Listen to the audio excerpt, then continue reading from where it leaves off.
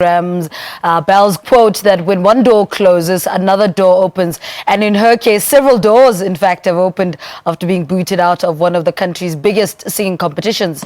Eastern Cape-born Amanda Benedicta Antony, known to her fans as Amanda Black, didn't allow finishing sixth on the popular TV music reality show Idol South Africa deter her from pursuing her dream in the music industry.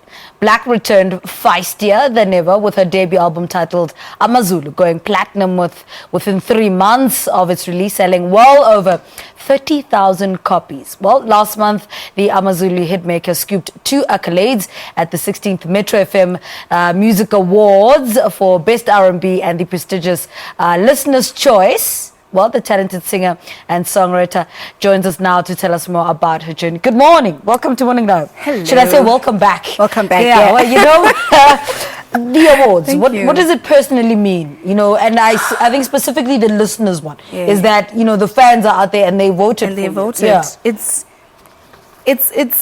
a motivation. It's like, well done, Amanda. We believe in you. You did. Like for instance, the album going platinum in such a short space of time is the people who bought the album. Yeah. You know, for me, I was like, what?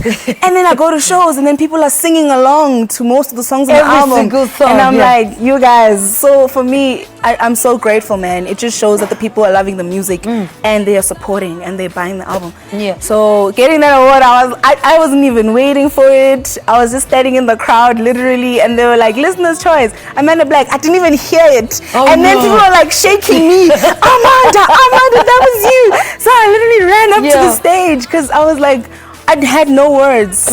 Even for the first award, I had no words because I was like, all I had to say was thank you so much. Yeah. Because I'm so grateful for the support, because I mean, I put out my heart and soul, you know, I expressed myself in that album and people just embraced it and made it their own. Let's go back to conceptualizing this album and the vision. What did you have in mind when you were penning or when you're, you know, in this baby stages of this album? What did you have in mind? You know, as an aspiring artist, like years back, and a songwriter, I've always just written songs, and I've always hoped that my stories would reach people, because I've always said that, man, I want to inspire people with my voice. I want to inspire people with my story or with my, you know, with my words. So when I was doing the album, I was making the album, that was what I had in mind. I was like, I'm not setting out to do a specific genre. I'm not setting out to send a specific message, but I was saying, you know what, I'm going to be telling my stories. Like I always say that when people listen to the album, they feel like they know me, you know, because that's me expressing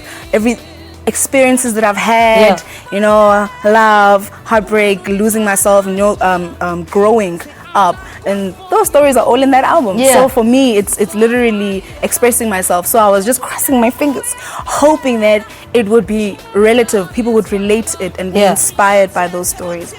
And that's here you are. All right, we want more music. Let's talking. We are not talking today. We're not having conversations. We're talking. We just want music. All right. She's award-winning singer and songwriter Amanda Black, recently walking away with 2 awards at the Metros. That was, I think, in Durban. I think 2 weeks ago, if not.